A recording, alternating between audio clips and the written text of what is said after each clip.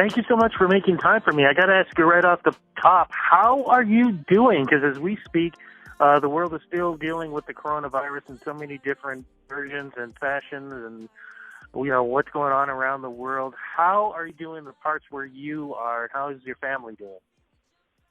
I'm super, super fortunate to say that I've been doing really well. I've grown up in a family that's super close together, and, we all are keeping each other sane during this time. And with music, I have a team that is so easy to reach out to and, to lean on. So I say, although it's a tough time for everybody, I've been doing pretty well. Well, that's great to hear.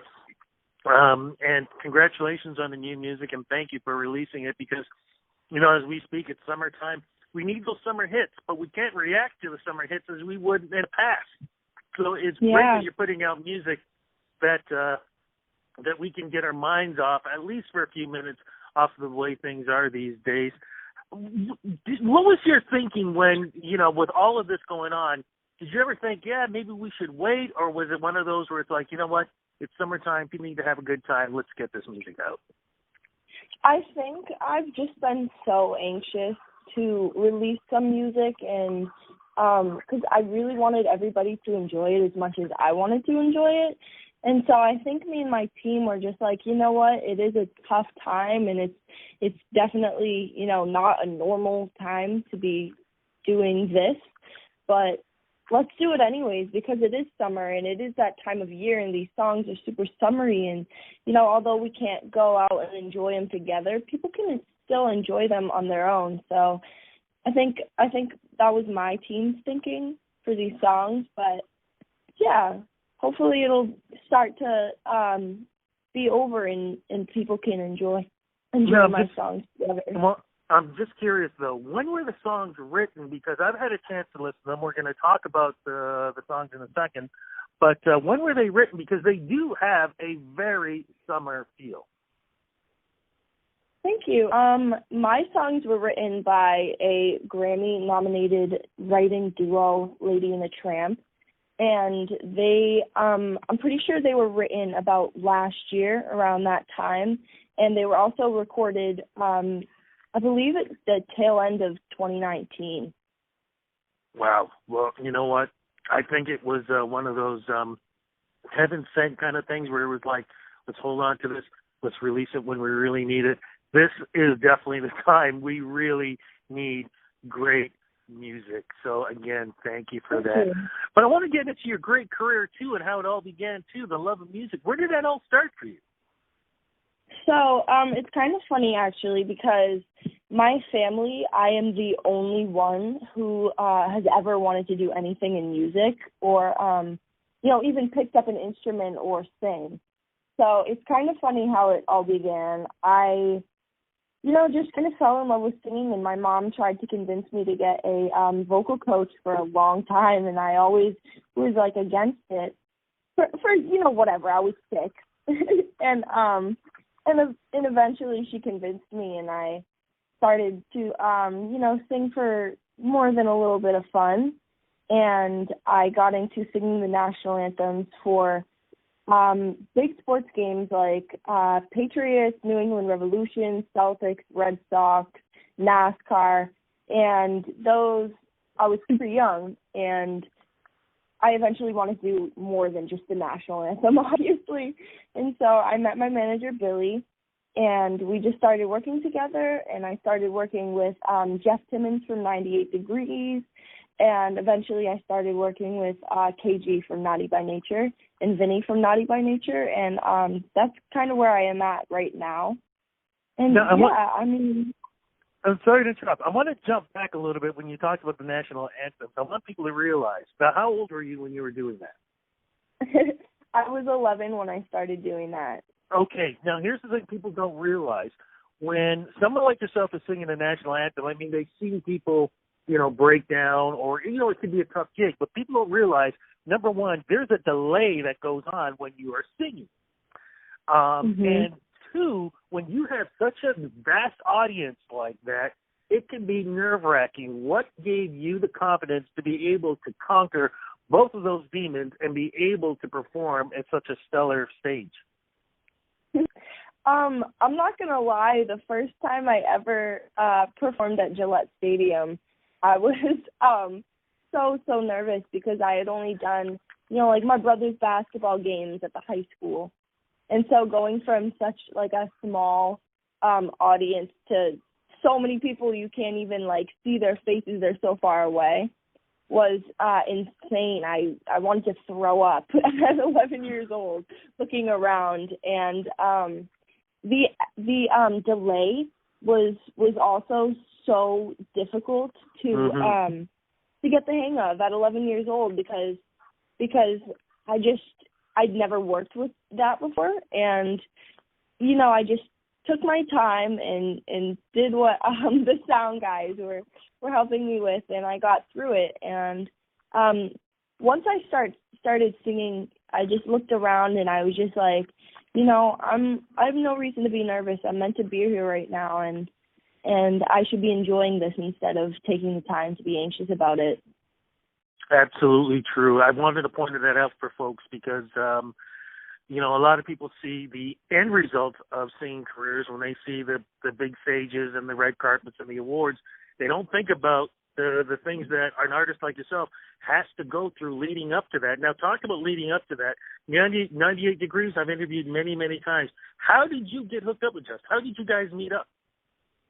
Yeah, my manager, Billy, is good friends with Jeff for like years. I seen pictures of them when they were really young, and Billy has, they were young, and they've been friends for a long time. And Billy just pitched my stuff to Jeff, and Jeff was like, "Yeah, I'd love to work with her." And we flew Jeff down we flew him to Connecticut with his writers, Matt and Craig, who were, just incredible people, all around people, writers.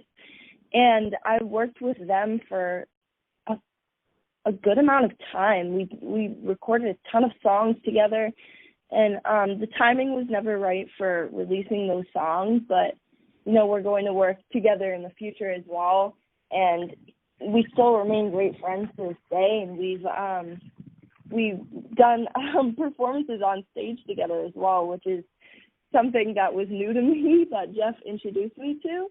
And amazing. Yeah, I learned so much from that man, so much. Amazing. Now, you mentioned another legendary group, Naughty by Nature, and this is no lie, my favorite hip-hop rap act. I still play their music now. In fact, a couple of years ago, they were here in Toronto. I had a chance to interview some of the members.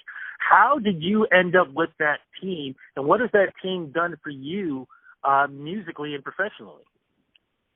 So I first got in touch with KG, also through Billy, my manager. They were also friends for a while, and I love telling this story because it's kind of like a what's meant to happen will happen, and what's not meant to happen won't happen kind of thing. So around the time I started doing real music and not just the national anthem, not saying that the national anthem isn't real music, just going further than that, I had a few meetings with some producers, and I was supposed to go into New York and meet this man, KG, when I was probably like 13 years old. And the meeting fell through, something about our schedules. I don't remember exactly what, but we ended up not having the meeting. And I ended up not meeting KG for a couple of years after that, when I went to his I Love the 90s tour, and I met the group and got a picture, and then I didn't see them for about a year when I went in the studio to work with KG. And it was just honestly fun. We did these two songs. One of them was Whatever I Want, the one that I released a couple of months ago. And we just kind of eventually were like, oh yeah, dude, we could get this team going, and they began Illtown Slug Adventures, and that worked Vinny into it as well, who's another member, obviously, and we just kept working, and they've done some of the most incredible opportunities for my career. They took me to the VMAs last year, which was a dream come true. I've always wanted to go. And they even let me sing on their mixtape tour with New Kids on the Block at TD Garden twice last year. Such a dream come true, because I went from singing the national anthem for the Celtics to singing a sold-out show at TD Garden. And, you know, we're still working together, and they're the type of people who you know are just going to have your back in everything. And they're not there for the money, the clout. They're just there for you. And so, yeah, I'm really, really, really blessed to have them on my team.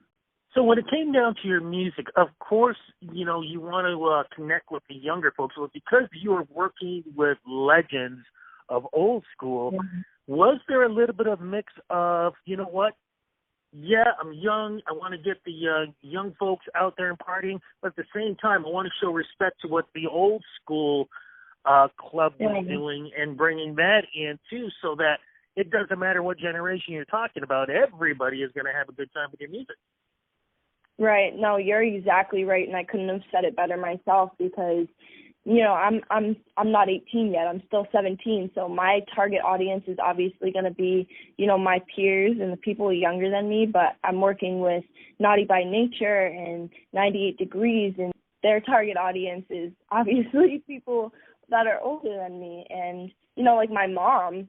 So I think it's kind of finding the right balance in finding music that everyone's going to enjoy. All right. Now, you mentioned about two singles. Let's get into those two singles. Talk about the first one, talk about the second one, their names, and what the songs are about, please. Okay. Well, I'm Nichole, and I just released Whatever I Want a couple of months ago, which is my first single with Illtown Sluggas, and it was written by Grammy-nominated group Lady and a Tramp, and it is such an upbeat song. It's fun, and it's about basically just having, you know, the power to be able to do whatever you want with your life and, you know, achieving your dreams. And it's just a beautiful, positive, upbeat song. And we did a music video for it, which was all my family and my friends, which was so fun. And you can check that out on YouTube.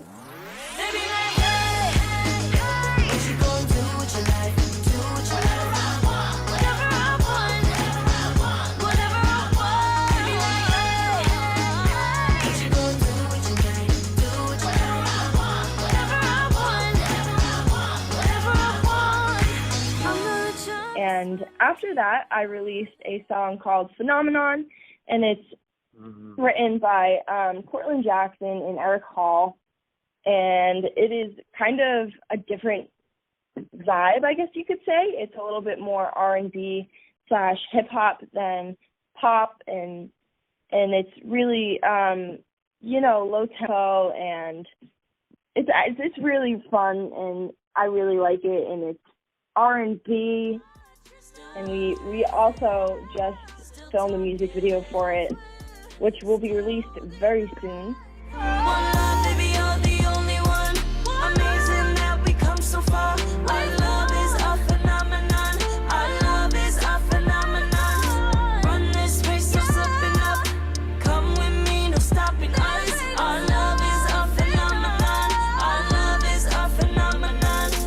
Is there a home edition music video? A lot of folks have been doing that too.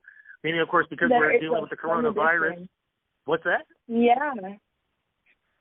So for Whatever I Want, we used my manager's, a good friend of my manager's house, and it's a beautiful house, and we did it really safely, and yeah, it was awesome because, you know, you can't go out and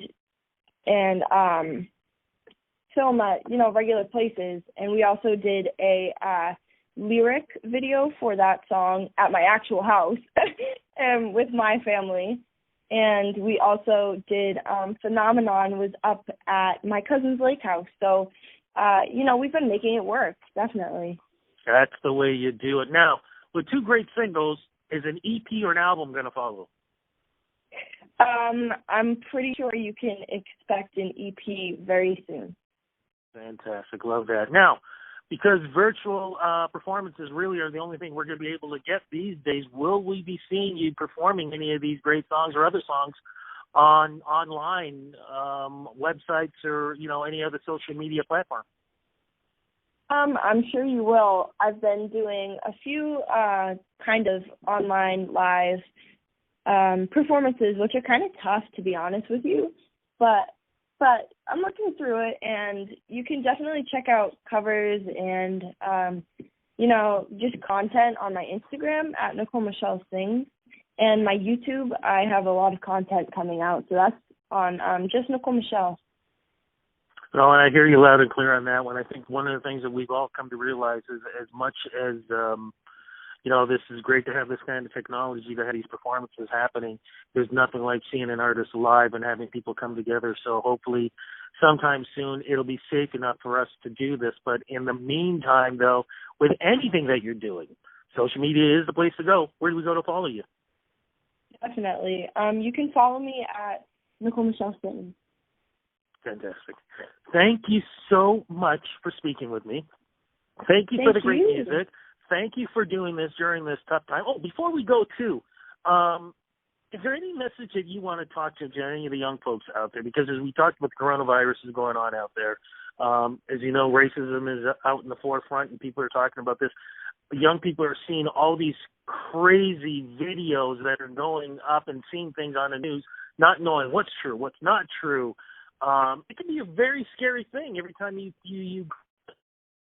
Is there anything you want to say to them that hopefully that they can, keep looking positive, keep seeing the light, and knowing that we're going to get through this dark tunnel?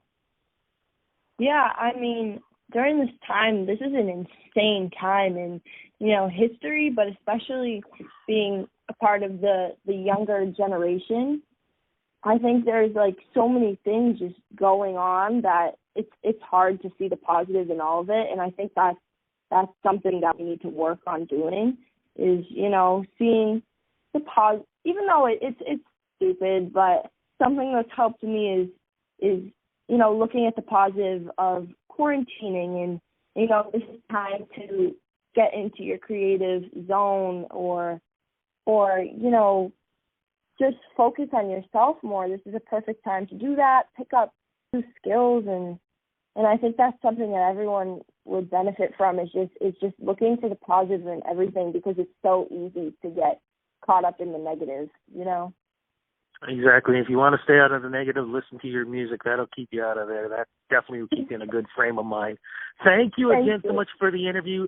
I am so hopefully looking forward in the future that the next time we get a chance to talk, it will be in person. Love what you're doing. Please say hello to the guys for me. I don't know if they'll remember me or not because it's been a couple of years since we talked, but if you ever mention my name to them, hopefully they'll remember. But either way, thank you again for the interview. Thank you so much. It was nice talking to you. Take care. Be safe. Talk soon. You too. Bye-bye. Bye. Phenomenon. Our love is phenomenon. Slugger music.